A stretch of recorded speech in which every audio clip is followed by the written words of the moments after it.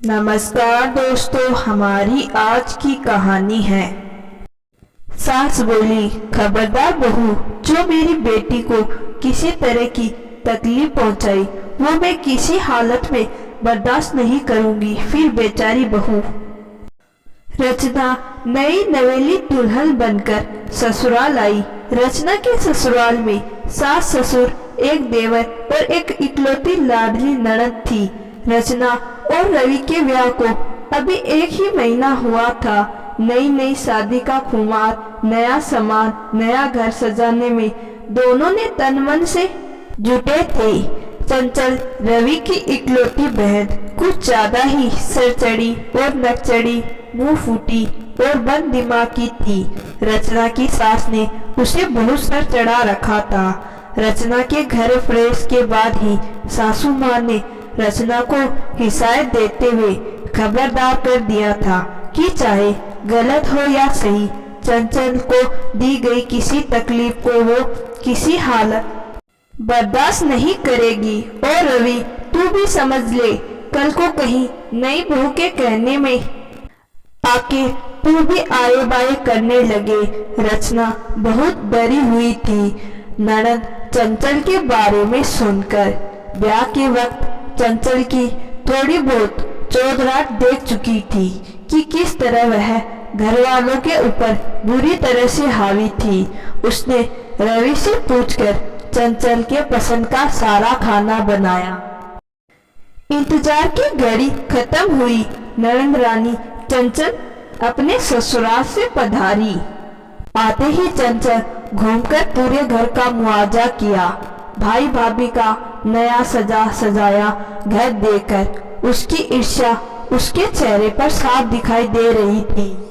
खास तौर पर जब तक पति अनिल हर चीज की तारीफ कर रहा था। रवि उसे बता रहा था कि कैसे रचना ने ढूंढ ढूंढ कर एक एक चीज जुटाई थी। बेडरूम में जाकर चंचल ने देखा फर्श एकदम सुंदर चमक रहा था और मैचिंग पिलो और सुंदर सुंदर फ्लावर लगे थे। कमरे का लुक एकदम 5 स्टार होटल जैसा लग रहा था। चंचल की आंखें खुली की खुली रह गई, पर प्रशंसा के 2 शब्द निकालने की बजाय वह तुनक कर बोली, अरे भैया, खर्चा करना तो भाभी से सीखे, पैसे पेट पर नहीं उगते जो भाभी इस तरह उड़ाए जा रही है। रचना और रवि एकदम चुप खड़े रहे। बहन को टोकने की हिम्मत नहीं हुई। चाय के कप से एक घूंट पीते ही मुंह पिचकाकर चंचल बोली, रवि, तुम्हें तो पता है ना कि मैं कम मीठी चाय ही पीती हूँ। अभी तो शादी को 1 ही महीना हुआ है।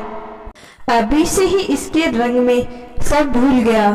थोड़े दिन में तो ऐसा जोरों का गुलाम बनेगा कि भूल ही जाएगा कि तेरी कोई बहन भी है। रचना और रवि ने सफाई देनी चाहिए कि कोशिश करने पर भी गलती से चाय थोड़ी मीठी बन गई।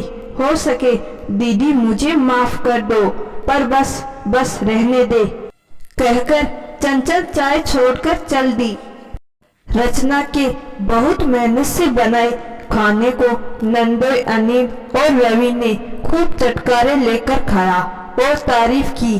चंचल ने भी खाया तो खूब, पर आदत के अनुसार हर चीज में कमी निकाले बिना बाज नहीं आई।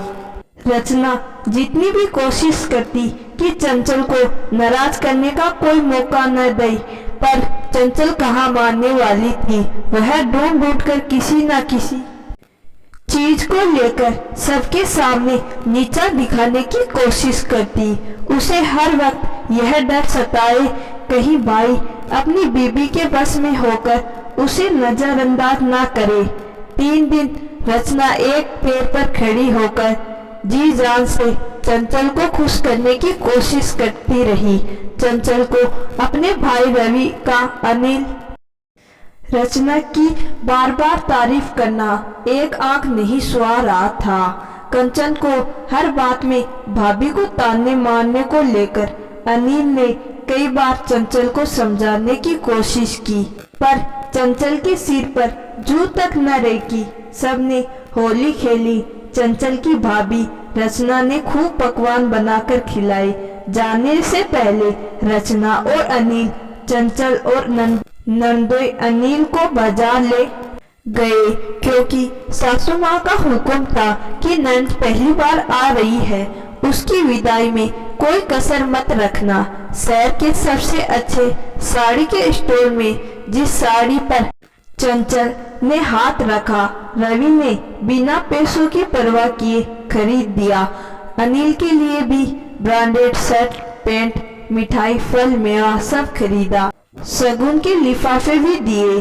लौटकर रचना अपने कमरे में अलमारी से कुछ निकाल रही थी कि चंचल आई और उसकी खुली अलमारी में टंगी साड़ियां देखने लगी। नई नई महंगी और सुंदर साड़ियां देखकर उसका मन ललचा उठा। उसने 2 साड़ियों की तरफ इशारा करते हुए कह दिया, जो साड़ी तुमने मुझे आज दिलवाई, उनके आगे वे कुछ भी नहीं। ऐसा करो, वे तुम रख लो, मैं ये ले लेती हूँ। रचना ने रवि की तरफ देखा। रवि फौरन बोला, हाँ हाँ, क्या फर्क पड़ता है, रचना फिर खरीद लेगी, आप वे भी रख लो और ये भी। चंचल ने बिना समय गमाए फटाफट सारी साड़ियां उठाई और कमरे से निकल ली। इधर अनिल को चंचल की यह हरकतें देख गुस्सा आ रहा था, पर क्लेश के कारण चुप रहा। चंचल को रचना भाभी का नया सोने का हार भी बहुत पसंद आया। वो भी उसने रवि को कहकर पे करवा लिया। रचना भाभी की जो जो चीज चंचल को पसंद आती, वो झट से भाई रवि से उसकी फरमाइश कर देती, क्योंकि वह जानती थी कि भाई उसे कभी मना नहीं कर सकता। रचना को सबसे बुरा तब लगा जब उसने रात में चंचल को अपनी माँ से फोन पर रचना और रवि की खातिरदारी और विदाई के सामान की कमी को लेकर खूब नमक मिर्च लगा रही थी। रचना और रवि की बुराई करते सुना।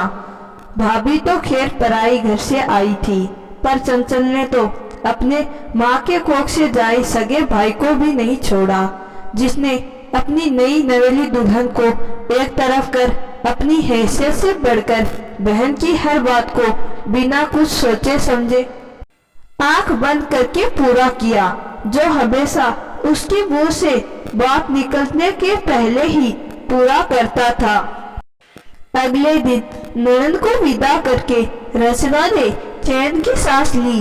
घर आकर एक दिन अनिल ने चंचल को प्यार से पास बैठाकर उसे समझाया कि जो व्यवहार उसने अपने भाई के घर जाकर अपनी भाभी से किया वो सही नहीं।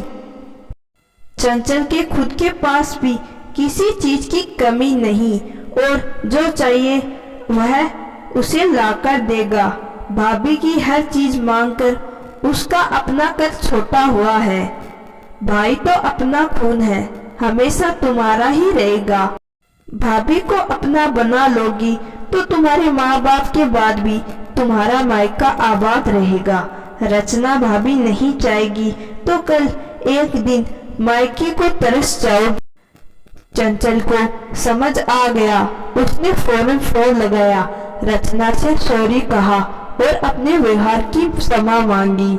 सखियों, सारी नंदे एक जैसी नहीं होती, फिर भी इतनी बड़ी दुनिया में कहीं ना कहीं चंचल जैसी मिल ही जाएगी।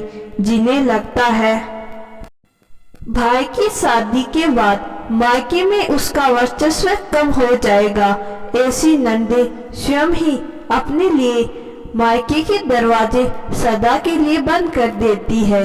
कहीं आपकी ननद तो ऐसी नहीं या आप ऐसी ननद तो नहीं? कमेंट बॉक्स में जरूर बताइएगा। तो दोस्तों, आज की कहानी आपको जरूर पसंद आई होगी। कहानी पसंद आई है तो कहानी को लाइक और चैनल को सब्सक्राइब जरूर करिएगा। धन्यवाद।